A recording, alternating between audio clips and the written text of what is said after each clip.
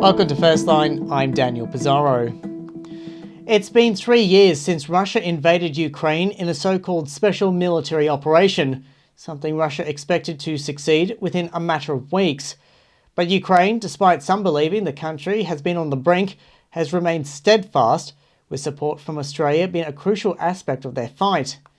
Nadia Mincenskaya is from the Australian Federation of Ukrainian Organisations. She told me earlier how proud she is of seeing Australians stand up for Ukraine and has slammed those who believe NATO or Ukraine itself is at fault. Nadia, thank you so much for joining me here on Firstline.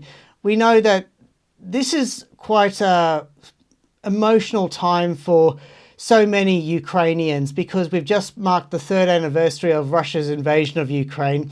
First, how are Ukrainian Australians feeling about the war 3 years on? Look, you're right, Daniel. 3 years on, we still live and breathe it every single day. There's still an amazing amount of pain about what is happening to our country, to friends and family who are living there. So we just had the 3rd year commemoration. We had events all around the country. We had thousands of people attending, and they were very solemn events. I know at my event that I attended in St Mary's Cathedral, they had beautiful videos from the front line of soldiers and defenders thanking Australia for all the support that it had provided. Beautiful shots of children and family showing the resilience of the Ukrainian people. And it was very heartening for Ukrainian Australians to have so many Australian parliamentarians join us at those events. Special guests, members of other ethnic communities. I think there was a general feeling that even though we are very tired, we're very exhausted, we still strongly believe in the fight and the struggle that we are waging. We know that Ukrainians are deserving of their independence and their sovereignty.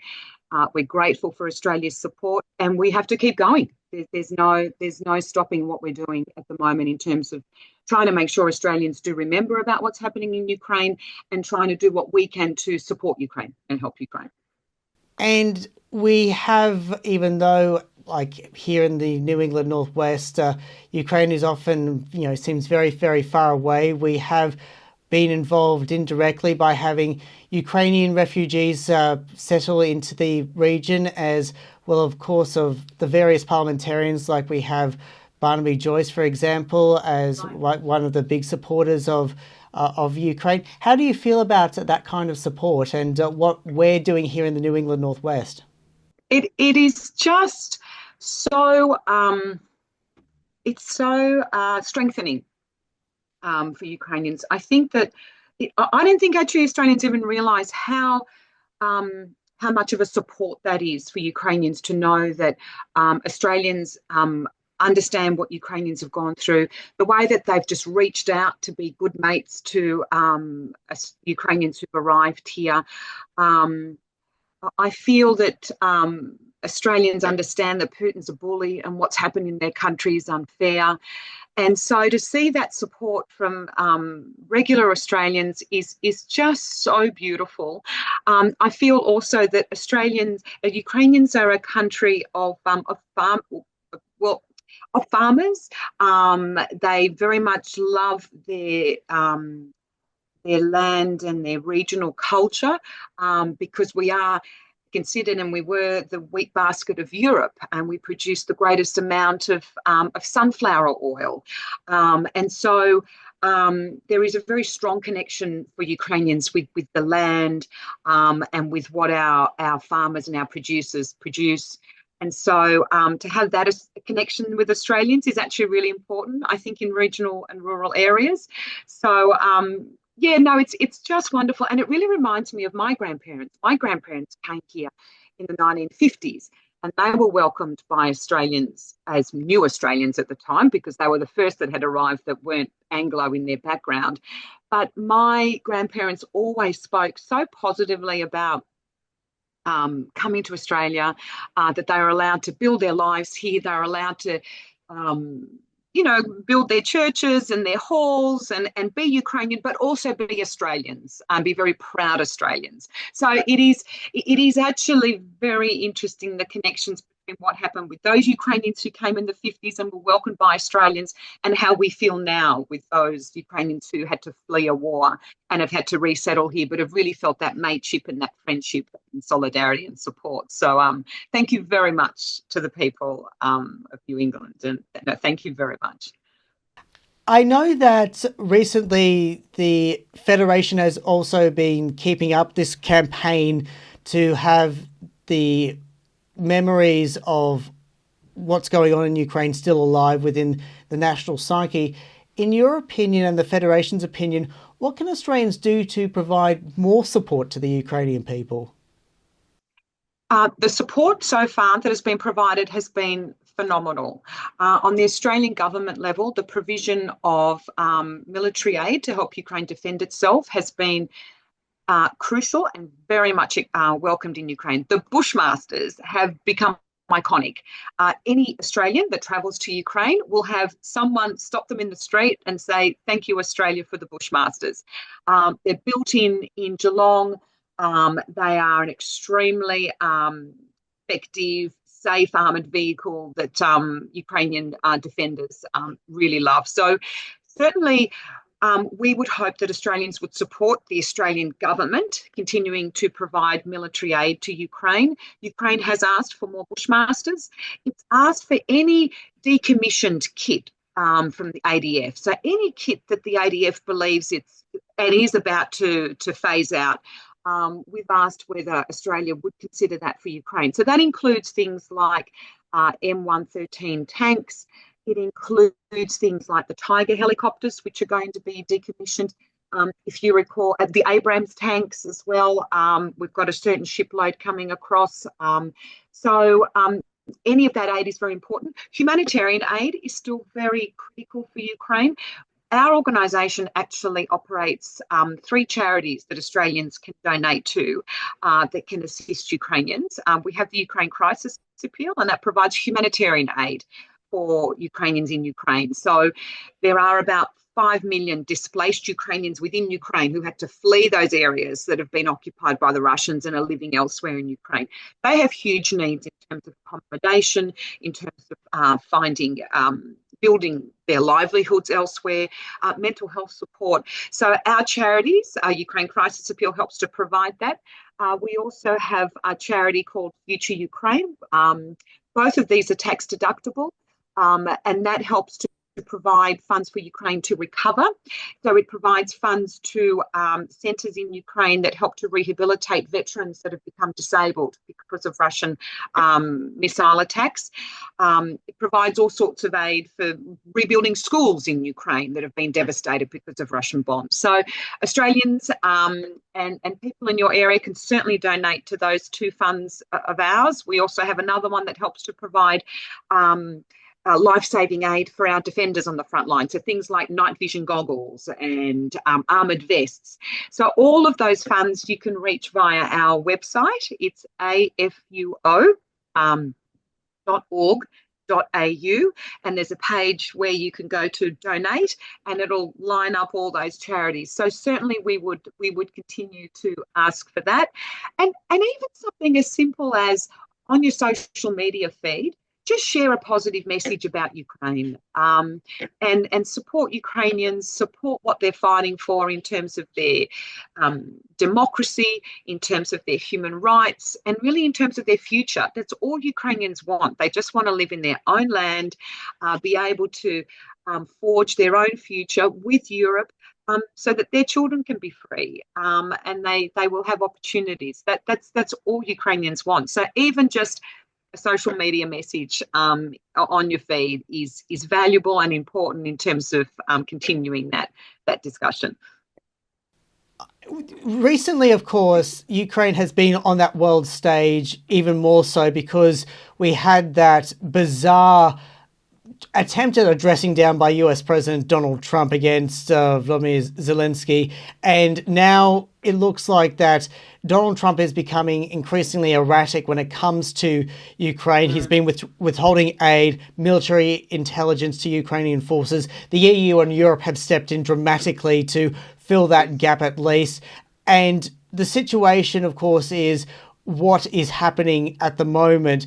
Are you worried about how the US is acting with this? Because we know what impacts this could have, especially as Ukraine are absolutely forcing their way through the Kursk region in Russia. They're holding on despite all the Russian pressure and the American administration pressure.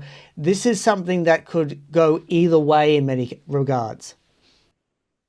Look, it's true. Recent events have just been a stab in the guts for Ukrainians. That scene and those Oval Office scenes with Zelensky were just painful to watch, to see a president of one country and the vice president try to humiliate and belittle another president of a European country that is the size of France and before the war was 44 million people strong. So it was savage, it was brutal, and it was very demeaning, I think, for the American administration to be treating Ukraine like that. But look, I think Zelensky's response has been interesting, and it really shows to me how Ukrainians have consistently responded. He has basically come back and has said Ukraine is continuing to try to talk to the US administration. It acknowledges that their support is important, their military aid is important, their intelligence aid is important. Ukraine has already suffered worse missile attacks since those comments, and what that means is people will die and people have died. But he's basically showed and has said, but look, Ukraine has to continue seeking a just peace and a just end to this war, because Zelensky understands and the whole of Ukraine understands that there will be no Ukraine if Putin is allowed to keep 20% of our territory, if Putin is allowed to ensure that there are no meaningful security guarantees for Ukraine. So Ukrainians and also if there are no reparations that have to be paid by the Russians, if there is no acknowledgement of the fact that they've started the war and it has caused so many billions of dollars of worth of damage, not to mention the 20,000 children that have been kidnapped by Russian forces and have been taken back to Russia. So Ukrainians understand that unless they pursue a just peace, none of that can be prosecuted. None of that can be justly addressed. So really, they have to keep standing. They have to keep defending their values, our shared values, and we're very encouraged by the response of the Europeans. So the United Kingdom, Keir Starmer's response has been very reassuring and is very strong. Macron's response has been very strong, and we very much support Prime Minister Anthony Albanese's support for Ukraine at this time, and his openness in terms of continuing support to support Ukraine moving forward. So we will continue in our defence of our country. I don't believe this is the end for Ukraine. It will hurt, and we hope that the US will eventually support Ukraine, because these are also ideals that we believe the American people support. Democracy, international rules. And we know that Ukraine has been moving increasingly closer to Western Europe particularly. They've, of course, made the application to the EU. Yes. They are wanting to... I think one of the most bizarre aspects, of course, has been that there's these countries demanding that Ukraine shouldn't be allowed to join NATO when it should be up to what the Ukrainian people want. And, of course, funny enough, of course, in the early 90s, Russia wanted to join NATO at one point. Absolutely, Daniel. Exactly. And that's NATO is a defensive alliance, and countries have to ask to join NATO. And that's exactly what all those other countries did after the Soviet Union collapsed. It is what just recently, Sweden and Finland did. They have joined NATO, but that caused no difference in response from Putin. So it is an alliance that is essentially defensive. You're right. There was a period of time when Russia did not see it and wanted to join it. We feel it's an excuse. We feel it's a handy excuse by which the Kremlin can continue a narrative that somehow the West is against it. Yes, no, Ukraine will continue, whether it's a security guarantee that is based upon the coalition of the willing. We understand NATO is not right around the corner, but Ukraine already is on a process towards NATO membership.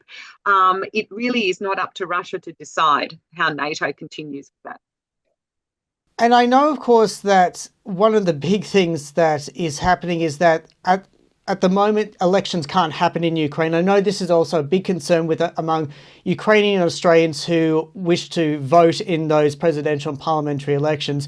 But we know under the Ukrainian constitution, with martial law being in place, elections can't happen. As you mentioned, you have millions of people who are displaced. You have rocket attacks from Russia, making any kind of conduction of elections almost impossible. And yet there are people ranging from some in the United States to random people on Twitter demanding that Zelensky either step down or hold elections. But I know for a fact that how can you hold elections in conditions like that where it won't be guaranteed to be a safe environment for voters, particularly?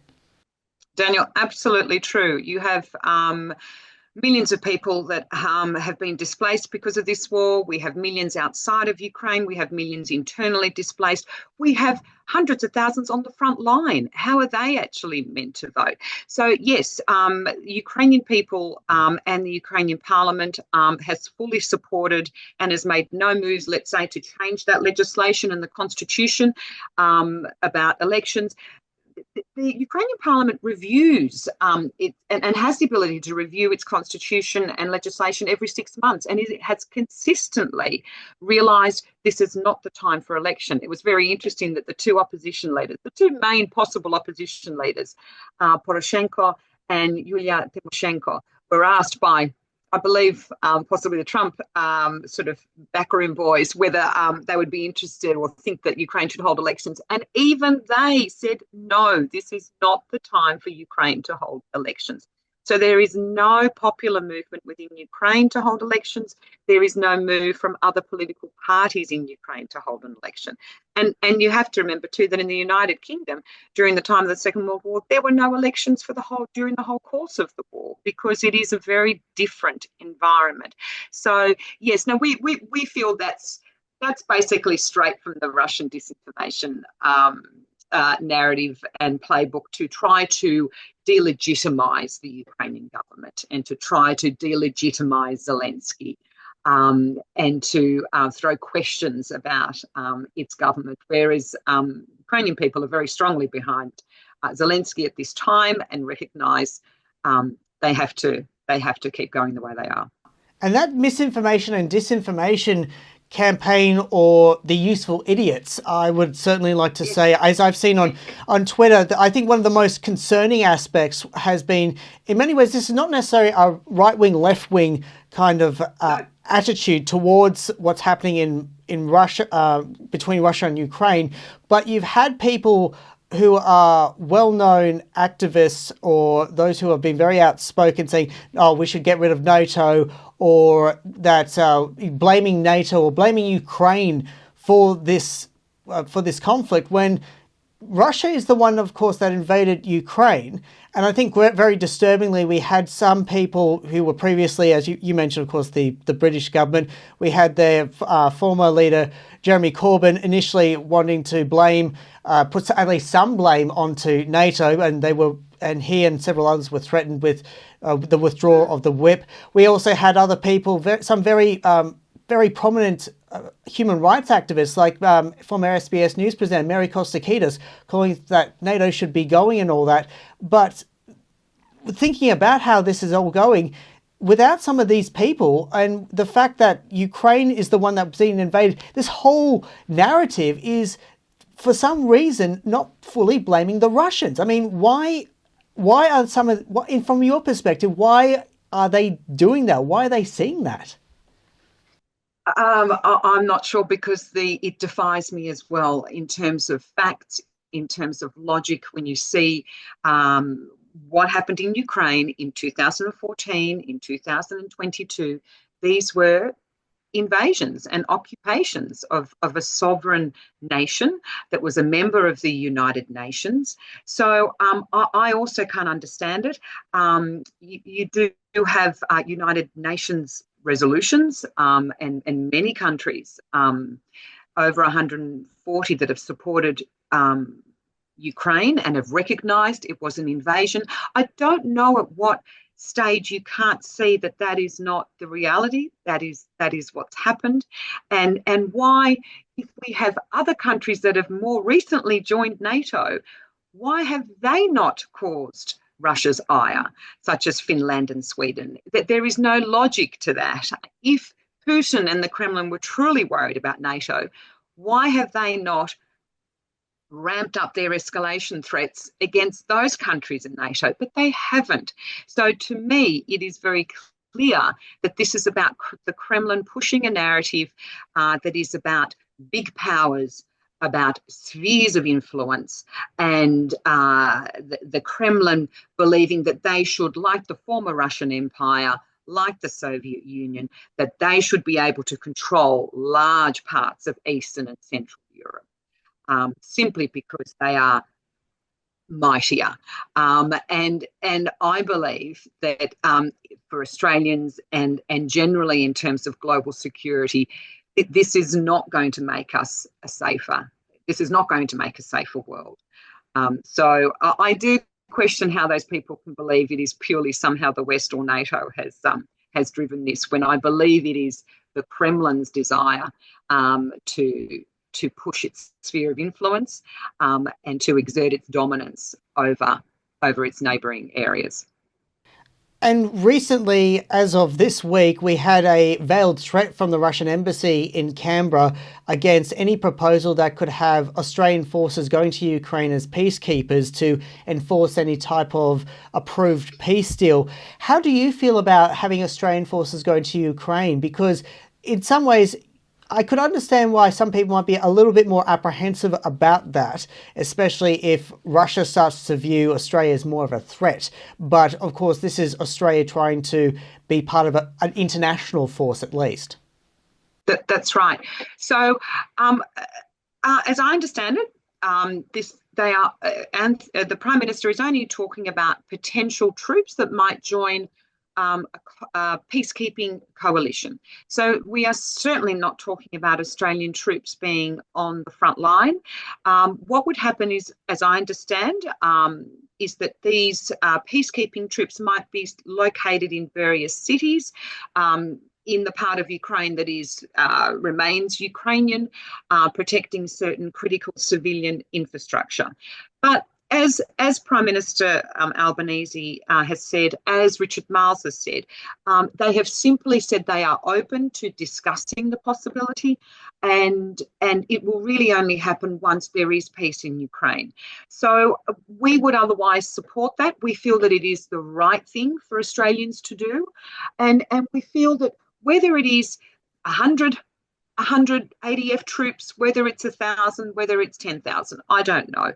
But at the end of the day, it is the right thing for Australia to do, to symbolically be a part of this coalition.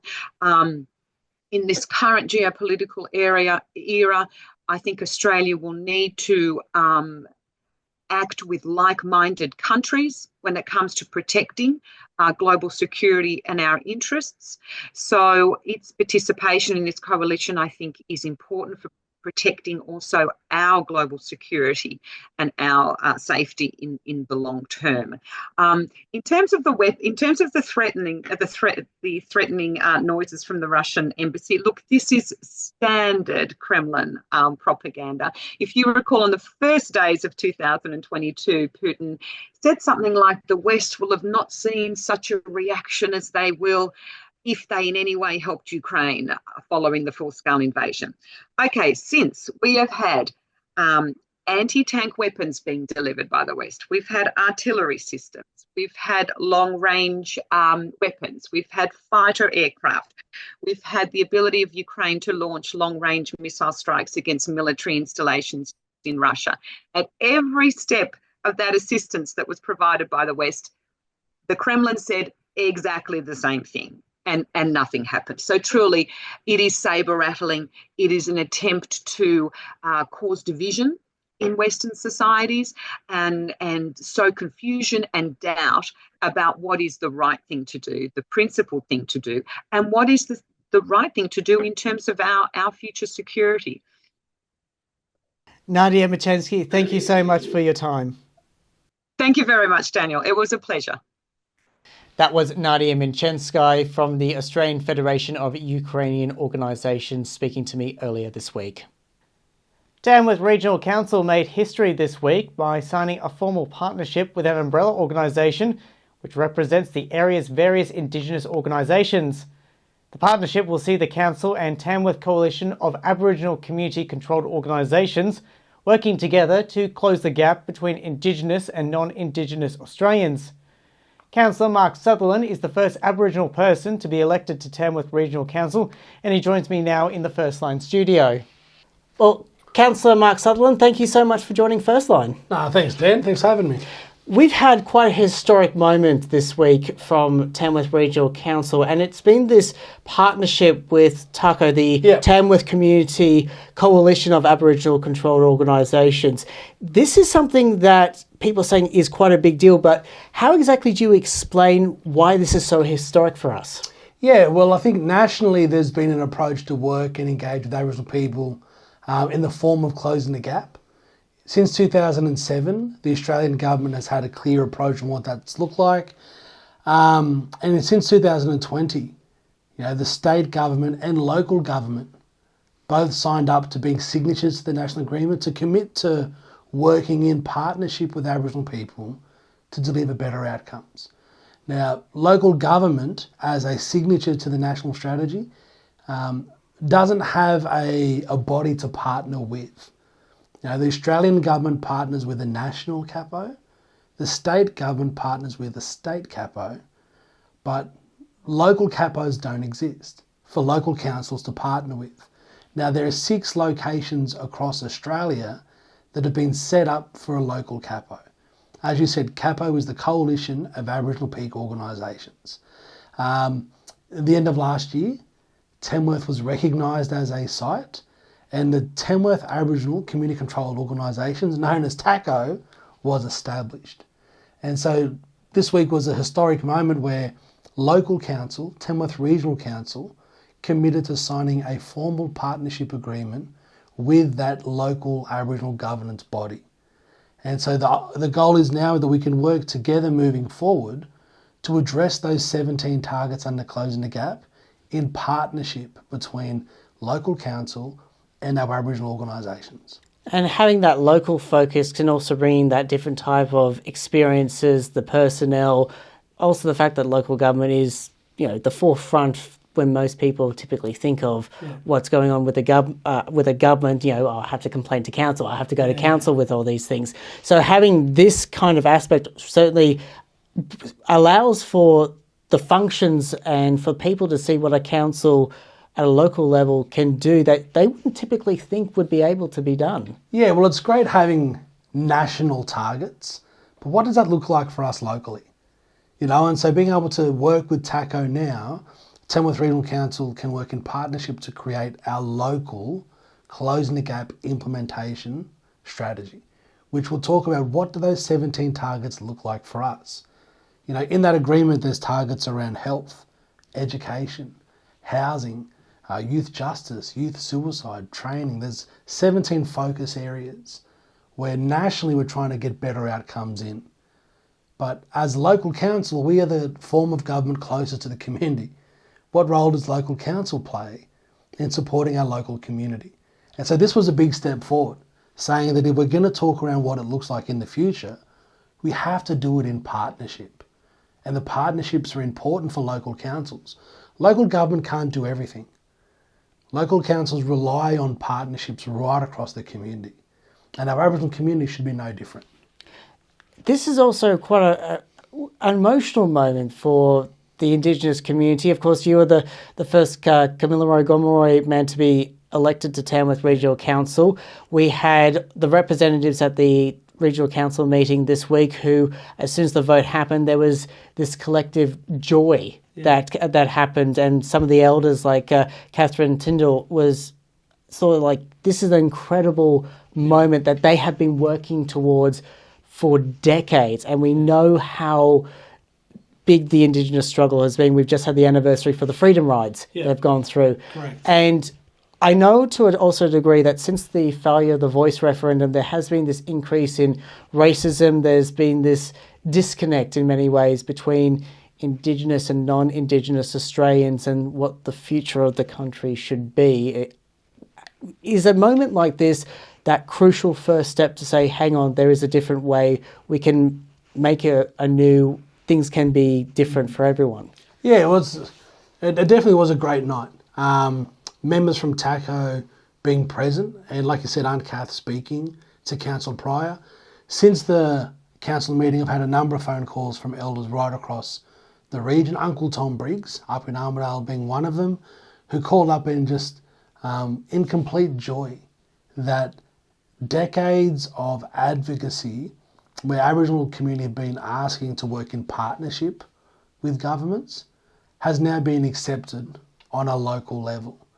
It might not sound like too much from the outside, but that level of advocacy, as you mentioned, has happened for decades. Aboriginal people typically sit in advisory positions with councils. Very rarely is it talking around a partnership. The intent behind Marangali, which is the partnership agreement, is Gomeroi for meaning our two hands. Mine and yours, our two hands. Because collectively, nothing works in better partnership than our two hands. Every day they work seamlessly together, one not being better, one not being worse.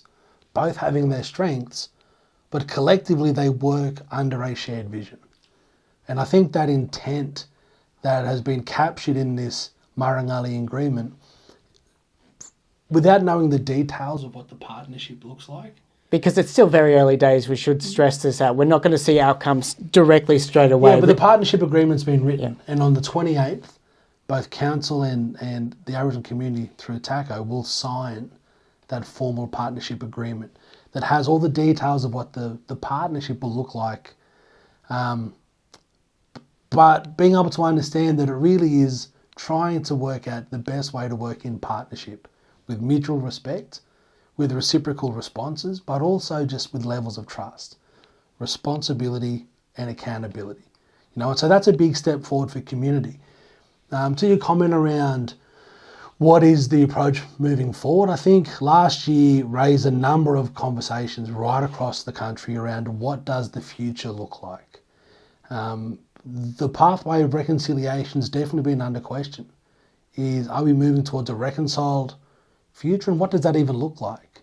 And for me, this is a step towards moving in partnership, which is a positive thing. Like I said, local councils rely on partnerships right across the community. Tamworth Regional Council has a number of partnerships with the Tamworth Business Chamber, for example, with other entities that add value to the community. By partnering with our local Aboriginal community through TACO, what we've now done is aligned all three tiers of government for the first time under Closing the Gap in its history, which will mean that Tamworth is in a much better position to attract state and federal resources to deliver the outcome that's been designed by the community themselves. And that all stems from, we have the Uluru Statement from the heart, the whole aspect around co-designing Indigenous policies. We had the voice referendum. We know that we've had the advisory body set up in South Australia, and now we have this new partnership. And what is it about Tamworth that made it so unique? As you mentioned, that we had 6 areas of significance. What made Tamworth stand out? Well, we have some amazing community-controlled organisations that have been long established here in Tamworth. We have Birralee. Birralee Max is a childcare centre in Tamworth that's been around for almost 50 years. We have the Tamworth Aboriginal Medical Service, TAMS, again has a great history. We have the Land Council that is performing at a high level right across New South Wales. We've got the Legal Service, we've got Murra, we've got the AECG, again long established Aboriginal organisation across the Department of Education, and we've got Tamworth and Armidale Children's Care, which is 7 amazing Aboriginal organisations that already are doing top tier work. So for them to be able to work collectively and saying that they want to get better outcomes for the community, but also it's important to acknowledge that Tamworth Regional Council have publicly supported closing the gap since 2022. So we were the first local council to publicly say that we will create our own local strategy and implementation plan. So the intent has been sitting with Tamworth Regional Council for almost 3 years. And so with the combination of a high functioning Aboriginal community and a council that's willing to partner, I think that has put Tamworth in a position to say that we will be the site for New South Wales. When you look at the other sites across the country, really high profile Aboriginal communities. And for Tamworth to be identified really is off the back of the strength of community, but also the commitment of council. You mentioned, of course, there was those 17 areas for closing the gap. What are some of the biggest focuses? Because I know out of some aspects it's housing, we know education, and as well as trying to reduce youth crime, particularly which has been affecting the New England Northwest quite prominently in areas not just Tamworth, but Moree as well, and Gunnedah. And of course, we've had stories happening out of the Northern Territory and Alice Springs. What are some of the big things that you want to see addressed first, or is it you start off like level 1 for everything and then build it up? No, it's a great question. And so one of the benefits of running through this process is that Aboriginal community have been involved in consultation under Closing the Gap for over 10 years. And so our local community have already been really well consulted with around what does those future aspirations look like? What are the current challenges? And what can be implemented to create change? TACO are just going through the community development plan, which is exactly that. Asking the community what are the current challenges and what are the ways we can address them. And so TACO as an organisation, they're leading that conversation with the community. And by Tamworth Regional Council partnering with them, it allows us to work out, well, what within that scope falls into the work of Tamworth Regional Council? Is there something that local council can do to support those aspirations?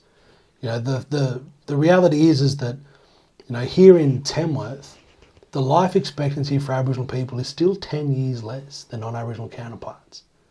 So life expectancy is a massive target under Closing the Gap. Child immunisation, childcare, kids starting and graduating school. You mentioned housing. Talk around employment. We can talk around, as you mentioned, youth justice. We can talk about all of those things, and we know that services that are delivered by the community to the community get far better outcomes than external providers coming in who don't have a relationship. And so by activating and really endorsing the strength that exists in community to find out what are those place-based solutions and saying, well, let's commit to that.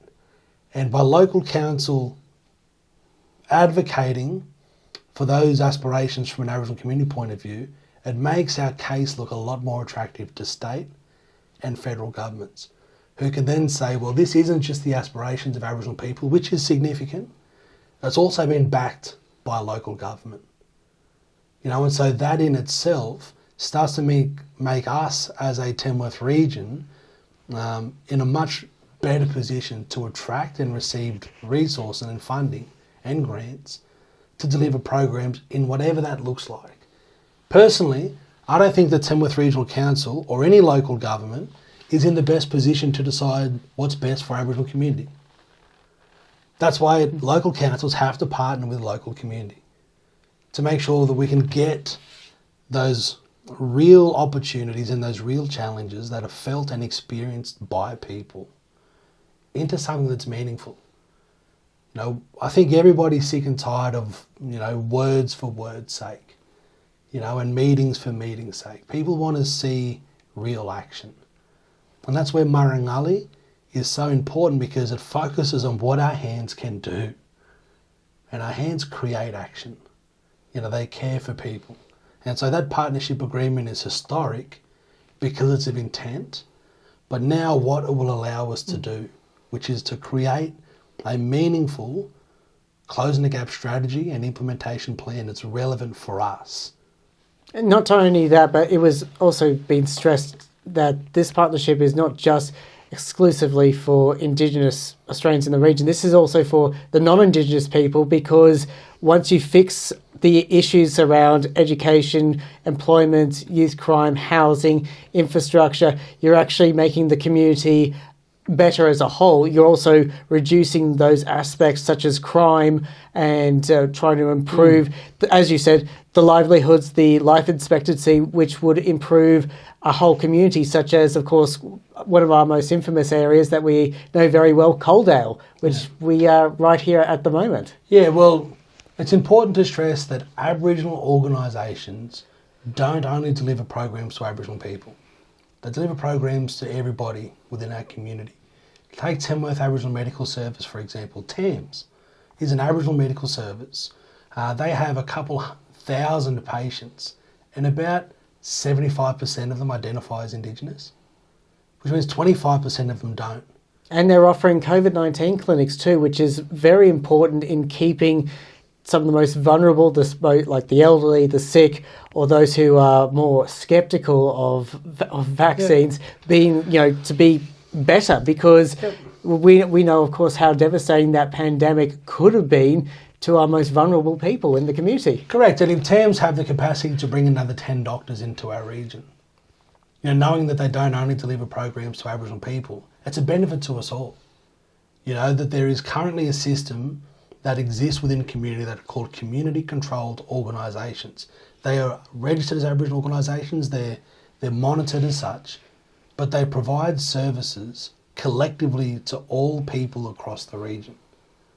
And so by ensuring that they get invested in, means that we are just providing more options for people to get better services. And if there are 17 targets that have already been identified, well, then it makes sense that we can understand what they are, but what does it look like for us? When we're talking about housing and the housing challenges that we face, what are those challenges for us in Tamworth? And what are our opportunities on changing them? They're going to be different to what they might be in Sydney or what they might be in somewhere else across the country. For us, we have a unique community, and we should be able to create a strategy and an implementation plan that's relevant for us, not a copy and paste across every community. And so this allows us to do that, but not only as the will of local government, but in a partnership between local government and the Aboriginal community to make sure that we can be effective in what we're trying to achieve. We briefly mentioned Coaldale. This, of course, is the area of West Tamworth, which has been, in very many ways, the key example of some of the social and political and economic divides between more wealthier Tamworthians and the less wealthier Tamworthians. We, of course, as we've been driving into Coaldale, we see the various social housing, the derelict housing from fires. Then we've got newer places like where we are right now. But there does seem to, of course, to be that something is rotten in the state of Coaldale that has to be fixed. And you with, of course, the Gomeroi Cultural Academy, the Youthy, there are these services here. But the question is what's the best way to really fix these situations? Because it is very strange that we are divided by this railway line where one side is richer, one side is poorer. And of course, sadly, we had a fire that popped up just this week, just up the road. We've had cases of domestic violence. We have the various antisocial behaviour, and sadly, of course, a couple of years ago, even murders. So this is an area that is at that calling sign where we need to have these things implemented and fixed. Do you think this partnership is the best way to see that places like Coledale and West Tamworth to really be able to get out of this cycle and be better off? Yeah. Well, I'll start by saying that there's nothing rotten in Coledale. You know, that Coledale is a community that struggles with high levels of social disadvantage. And at the moment, there are a number of challenges that people living in Coledale currently face. I think this partnership agreement will help to bring additional services to all parts of the community, especially communities that are struggling, to make sure that the disparity in outcomes can raise. But I think the core of the issue that we're talking about here is the fact that there are high levels of social disadvantage that exist within communities in places even here in Tamworth. You know, the social disadvantage index that exists online, if people want to search it up, registers Coledale as the highest social disadvantage community in New South Wales. And so when we're talking around social disadvantage, we're talking around limited service delivery. We're talking around limited access to services that has led to communities that have a difference in outcomes when it comes to educational attainment or employment status or whatever that is. And that can cultivate in the output of antisocial behaviours. That is the same for every community that suffers from high levels of disadvantage across the world. We know that when people are struggling with disadvantage or poverty, if we call it that, people are involved in poverty crimes, you know, which is break and enters and auto theft.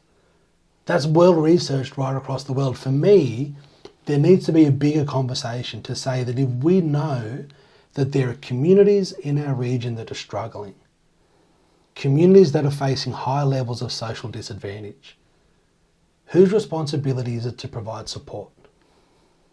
Because individually, state governments, they can try to do their bit, but really operating in silos. For me, the question is, what can local government do? What role can local government play in supporting our residents, supporting our region, especially those who need support? And what does that look like? And personally, I think if we're not willing to invest in supporting our community that are struggling, then as a region, we're all going to feel the outcomes of people going through that experience. You know, a few years back, we had a state government initiative called the Coledale Action Plan. You know, we had a Coledale revitalisation strategy. You can go and look at those strategies and see the failure of service delivery and the commitment that they made to a community and haven't delivered. Because there's many facilities we lack here in Coledale. Of course, no easy direct access to shops or service stations. We have to go either over the railway tracks or way up to places like Westdale or Taminda. You know, this is almost predominantly a residential area with a few community services. 100%. And so important to point out that I'm a product of Coledale. I've grown up in 32 Maxwell Street my entire life. Yeah, I know exactly what it's like to grow up and be surrounded with challenges. And the fact that I'm able to now be an elected local councillor means that I feel as though I have a responsibility of providing that level of support that local government should be able to. One of my drives for being elected on local council was to get a public toilet built in Coledale. You know, I know there's a small functioning one in Granny Munro Park that was hardly ever opened. Now we have a public toilet for 3,500 people. It doesn't seem like a big deal. When you talk around investment in infrastructure and services, it comes at a cost. And the question is, are we willing to invest? As a community, as a region, are we willing to make sure that we can invest time and resources into communities who need support? The fact that we have 3,500 people and you don't have a place to buy a loaf of bread is a worry. You know, the minimal investment within a community is ripe, even in an affluent regional centre like Tamworth. And we can keep talking about band-aid solutions. And what are we going to do with people when they engage in antisocial behaviour? We know that that's going to keep occurring unless we solve the root issue. And for me, the root issue here is social disadvantage. And whose responsibility is that? And what role does local council play? They're all really good conversations, because a lot of people will say councils are responsible for roads, rates and rubbish. And so does council turn a blind eye to this? Or do yourself as a resident expect local government to play a part? Now, they're big conversations for us to have. And if we continue to neglect that conversation, we're neglecting entire communities. And so for me, I think the partnership agreement will support outcomes, but Coaldale's not a purely Aboriginal community. You know, it's a diverse community that needs some support. You know, there's some amazing things that are happening here right in this suburb and within Coaldale, but that level of support needs to exist, and the question is, where does it come from? Councillor Sutherland, thank you so much for your time. No worries, thanks Dan. No worries, good to see you. That was Tamworth Regional Councillor Mark Sutherland there. Heading interstate, and things have been heating up in the Northern Territory town of Alice Springs, and it's not just been the weather. The area's 33,000 odd people have been grappling with a shocking wave of crime for several years, and a number of factors are being blamed. The situation at one point was so bad, locals were urged not to enter the CBD at night, and many businesses have suffered break-ins, while residents have faced harassment and violence. Alice Springs Mayor Matt Patterson has been calling for help, and he says that the situation has been improving. I spoke to him a short time ago. Mayor Patterson, welcome to Firstline. Thank you for having me. Now, the situation in Alice Springs has been very chaotic for many, many years, to the point where I know that locals were told to avoid the CBD at night because their safety couldn't be guaranteed. We know many businesses have been broken into. We've had gangs roll around the whole streets. That situation really painted a very bad impression on Alice Springs, which is one of the most amazing cities in the Northern Territory. How have you had to deal with it since you've been on council and as mayor? Yeah, look, some good points. I mean, firstly, it is an amazing place, and Alice Springs is a place like no other. I mean, the community spirit here is what makes Alice Springs such an amazing place, and there's things to do for everyone, and it should be on everyone's bucket list to come here. But yes, we have had our challenges over the last few years.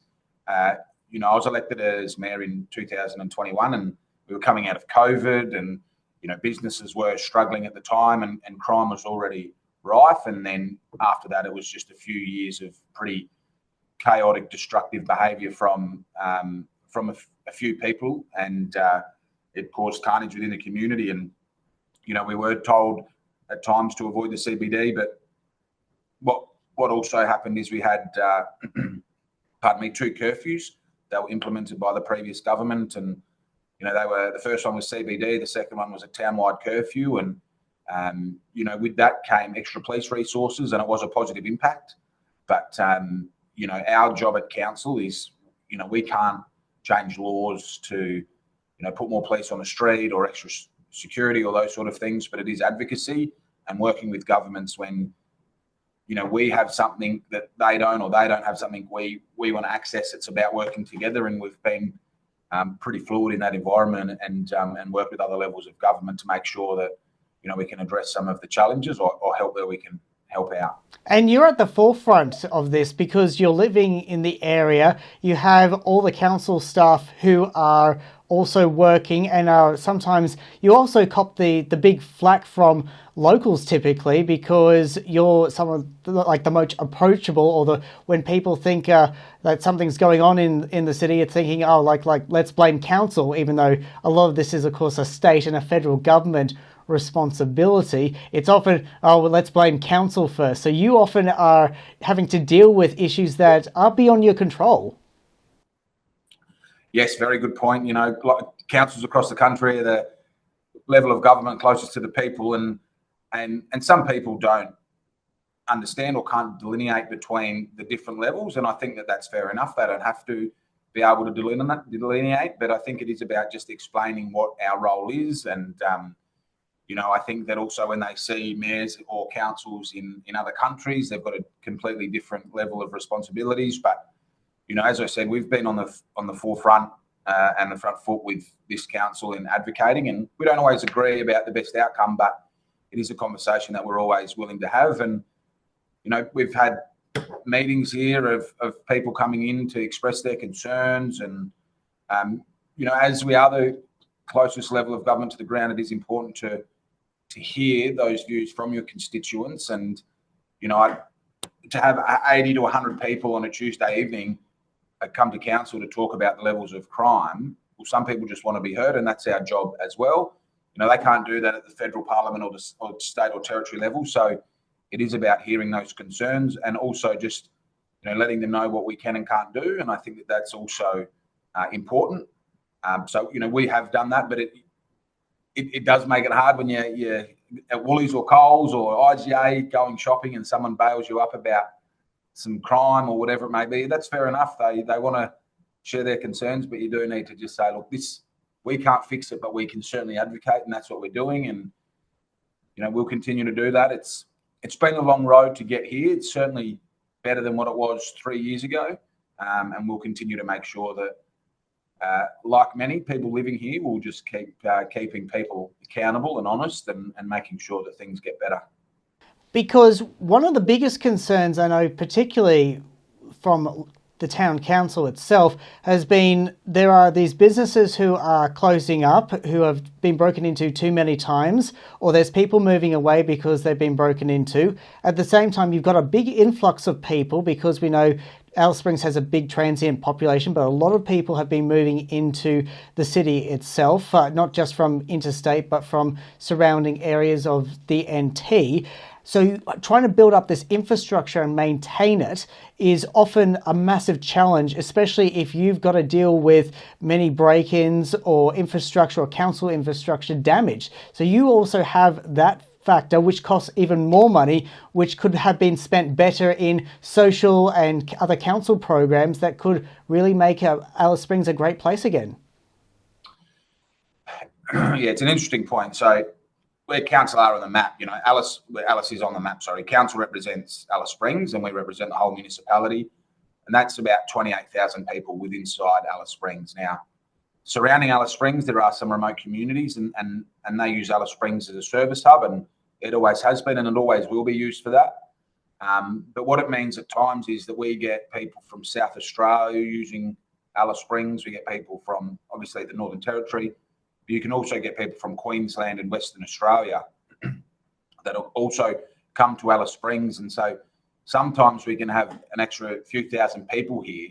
We don't have the infrastructure here to cater for that. So it does turn into, you know, a little bit of a funnel, and we just need to, you know, work with other organisations or other levels of government to make sure that when we are planning things in the future, we actually take that into account about the service hubness of Alice Springs and the remoteness. Now, I appreciate that it is certainly a balancing act about how we can get that right, but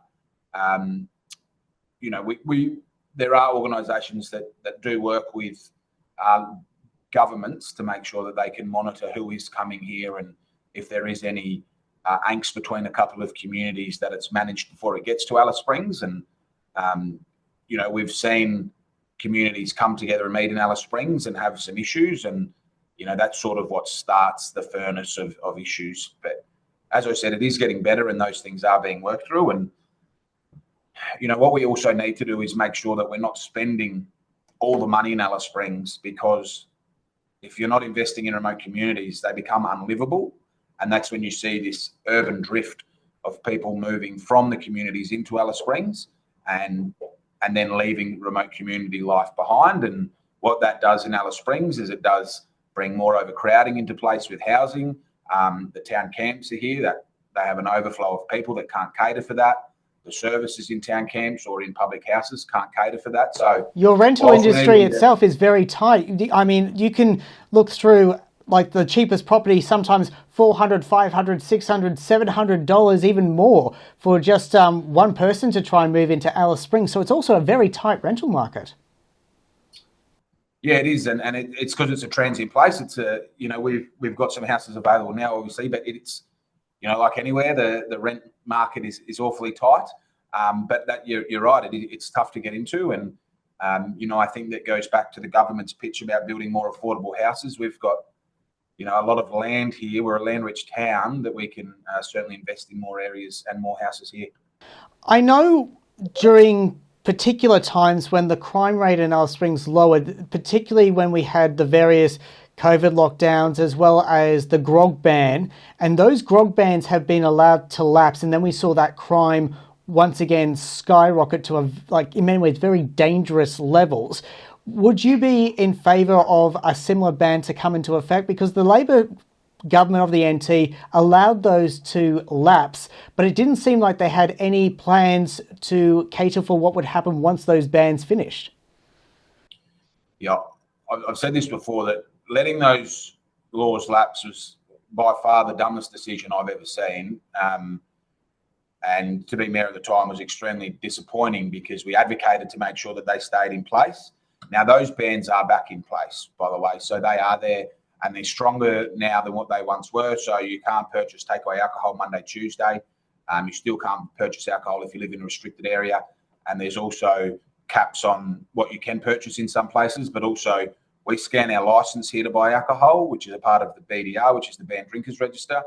That scans your license. You can only purchase alcohol once a day now. So those restrictions are back in place, and speaking to police and emergency services, it is having an impact on those guys and girls for call-outs on Monday and Tuesday.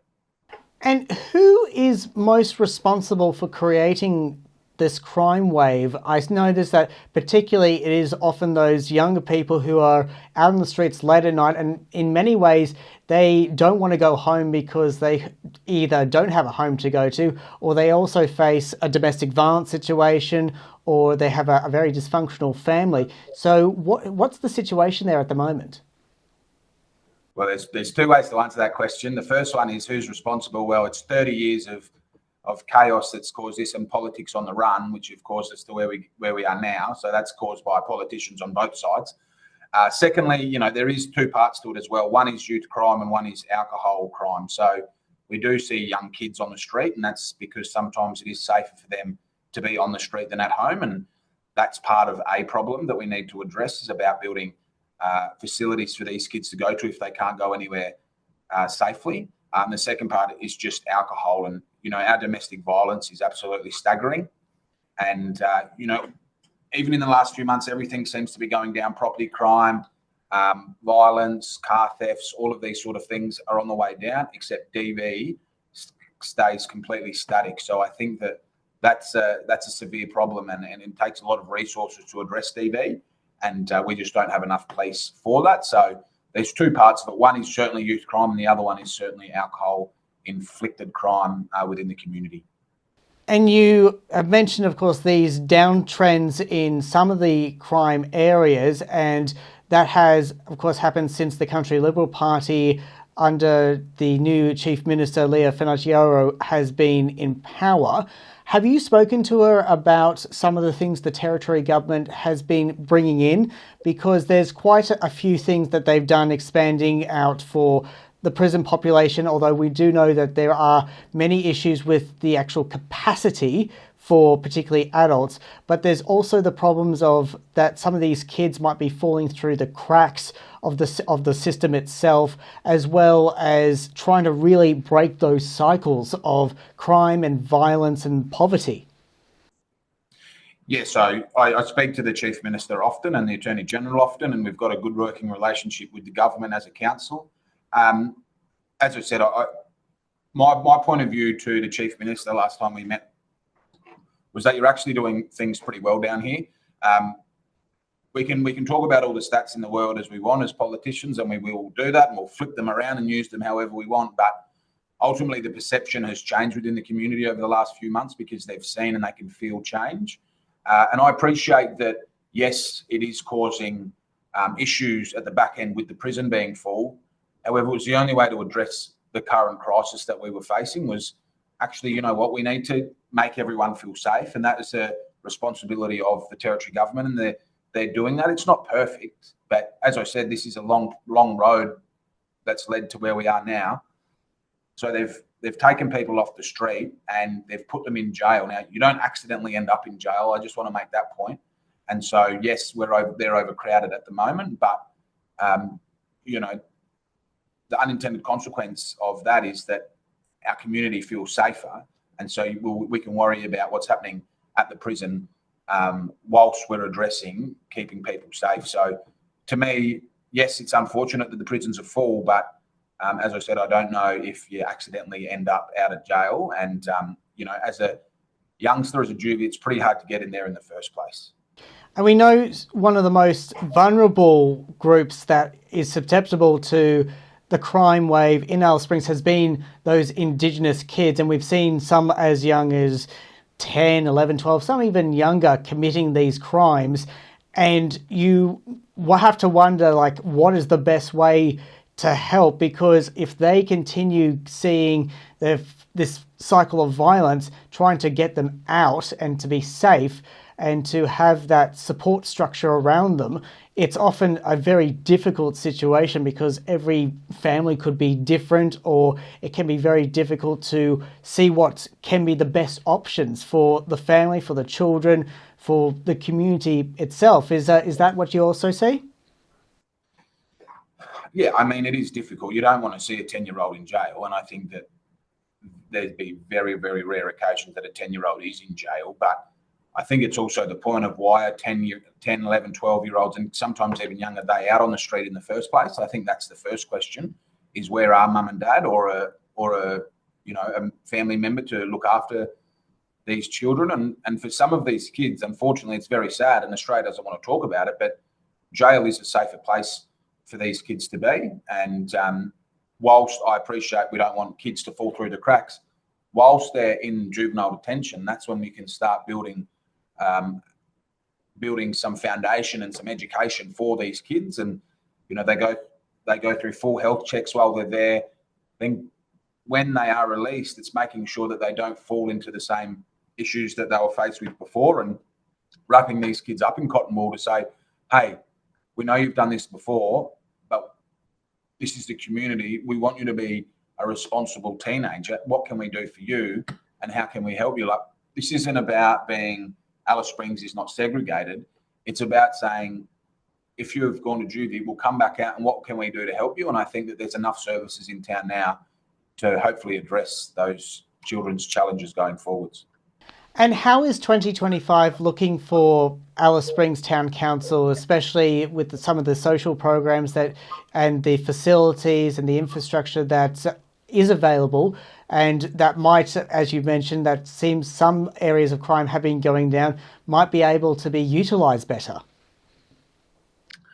Well, Alice Springs Town Council got an election in 2025, so it could be different by the end of the year. But Alice Springs Town Council's teamed up with the Northern Territory Government and the federal government, and this goes to show when three levels of government are working together that the community wins. Now, over the summer school holidays, summer is usually our peak period of crime because it's hot. People come into Alice Springs. Now, we teamed up with those two levels of government and worked to have free entry in our aquatic centre for 6 weeks. We had 27,000 patrons through the aquatic centre in 6 weeks by providing free access. And we also provided activities at the convention centre through NIAA about roller skating, laser tag inside, what can you do?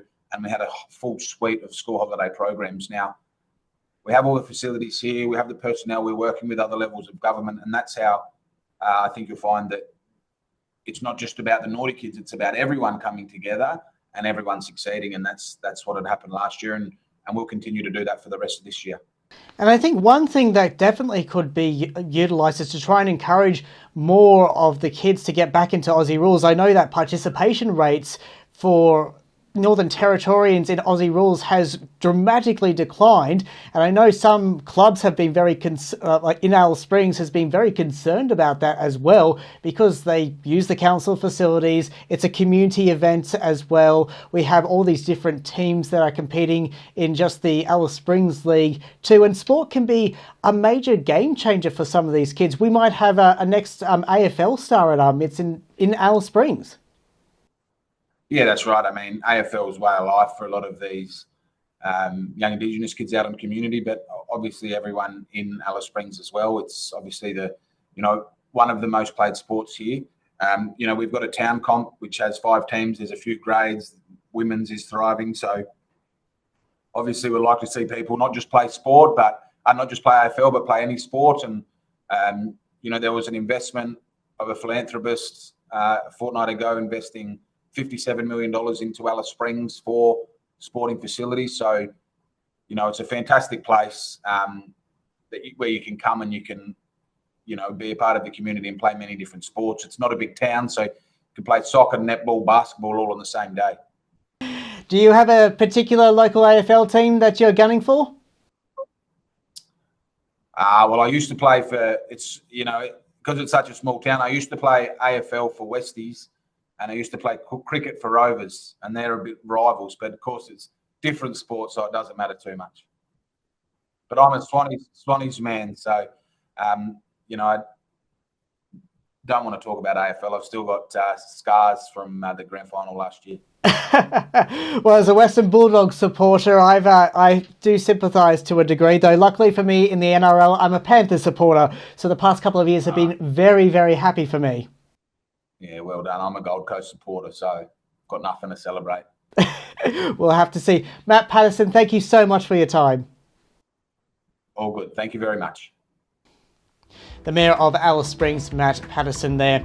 And that is Stateline for now. I'm Daniel Pizarro. Thank you so much for your company. Have a great weekend and I'll see you next time. Good evening.